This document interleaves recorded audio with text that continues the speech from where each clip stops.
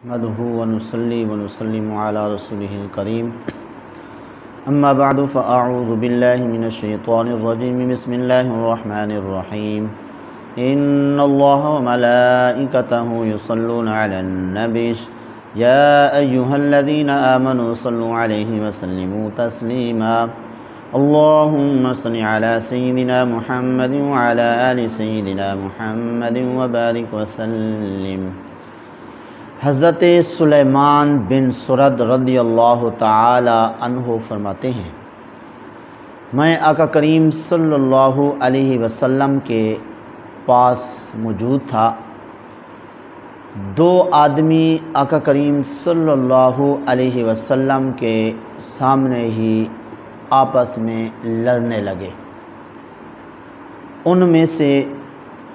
ایک کی صورتحال یہ تھی کہ اس کا چہرہ سرخ ہو گیا، اس کی گردن کی رگیں پھول گئیں، یعنی غصے کی وجہ سے اس کی یہ کیفیت ہو گئی۔ آقا کریم صلی اللہ علیہ وسلم نے ارشاد فرمایا، میں ایک جملہ جانتا ہوں، ایک کلمہ جانتا ہوں، اگر وہ کلمہ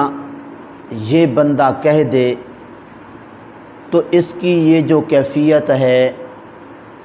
رگیں پھولی ہوئی ہیں، چہرہ سرخ ہے، یہ کیفیت اس کی ختم ہو جائے گی، یعنی اس کا غصہ ختم ہو جائے گا، غصہ نہیں رہے گا۔ تو حضرت سلیمان فرماتے ہیں، میں آقا کریم صلی اللہ علیہ وسلم کا یہ فرمان سن کے اس غصے والے شخص کے پاس گیا۔ میں نے اس سے کہا، آپ کو معلوم ہے کہ حضور نے کیا ارشاد فرمایا ہے؟ اس نے کہا، کیا ارشاد فرمایا ہے؟ میں نے کہا، آقا کریم صلی اللہ علیہ وسلم نے ارشاد فرمایا ہے کہ اس شخص کی جو غصے والی کیفیت ہے، تو اس صورت میں اگر ایک کلمہ میں جانتا ہوں، وہ کلمہ اگر یہ بندہ کہہ دے تو اس کا یہ غصہ جاتا رہے گا۔ وہ کلمہ کیا ہے؟ آقا کریم صلی اللہ علیہ وسلم نے فرمایا، اعوذ باللہ من الشیطان الرجیم، یعنی حضور نے فرمایا اگر یہ کلمہ پڑھ لے گا تو یہ غصہ جاتا رہے گا۔ آگے اس نے حضور کا یہ فرمان سن کر کیا کہا؟ کہنے لگا، تم مجھے دیوانہ سمجھتے ہو، پاگل سمجھتے ہو؟ یعنی بجائے اس کے کہ حضور کا فرمان ان تک پہنچا اور وہ فرمان سن کر اس پر عمل کر لیتے اور یہ کلمہ یا جملہ جو ہے یہ کہہ دیتے تو ان کا یہ غصہ ختم ہو جاتا، بجائے یہ فرمان سن کر عمل کرنے کے الٹا وہ کہنے لگے کہ تم مجھے دیوانہ سمجھتے ہو، پاگل سمجھتے ہو۔ تو اس حدیث پاک سے ایک بات تو یہ معلوم ہوئی کہ غصے کے وقت اعوذ باللہ من الشیطان الرجیم پڑھ لینا چاہیے کہ یہ غصہ جو ہے ان کلمات کے پڑھ لینے سے ختم ہو جائے گا۔ دوسری بات یہ کہ اگر غصے کی حالت میں کوئی بندہ جو ہے نصیحت کرے، اس نصیحت کو قبول کر لینا چاہیے اور بجائے نصیحت کہ قبول کرنے کے کوئی اور سخت کلمات نہیں کہنا چاہیے، کہ اس صورت میں ایک تو غصہ آ رہا ہے اور غصہ جو ہے یہ کرنا حرام ہے، اور یہ غصہ ایسا نقصان دہ ہے کہ شیطان نے حضرت موسیٰ علیہ السلام سے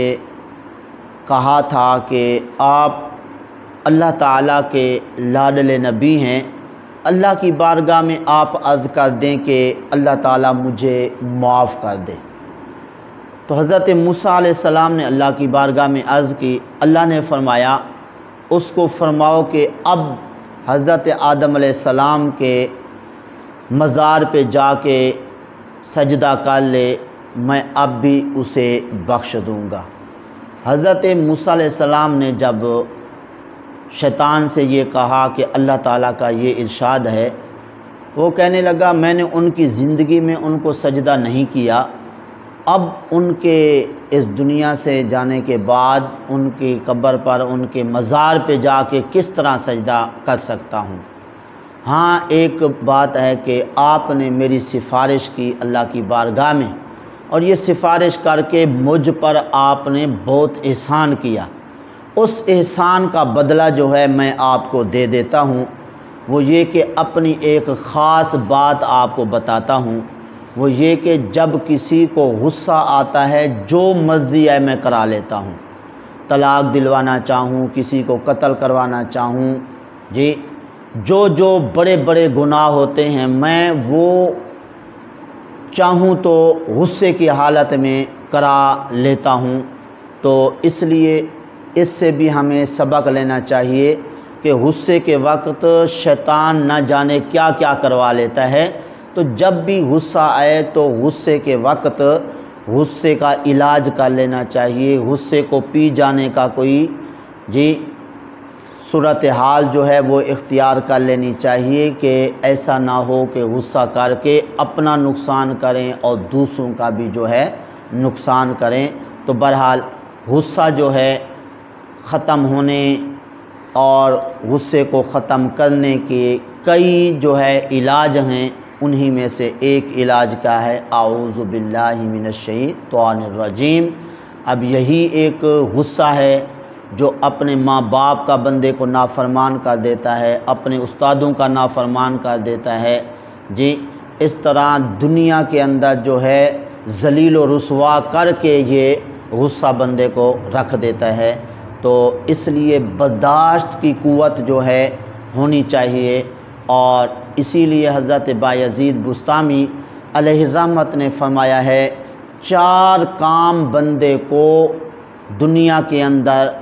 بلندی پر فیض کر دیتے ہیں، ایک ان میں سے حلم ہے، بردباری ہے، برداشت ہے، کہ جتنا بھی غصہ آئے بندہ غصہ پی جائے اور اس کو برداشت کر لے۔ دعا ہے اللہ تعالیٰ کی بارگاہ میں جو کچھ کہا عمل کی توفیق عطا فرمائے۔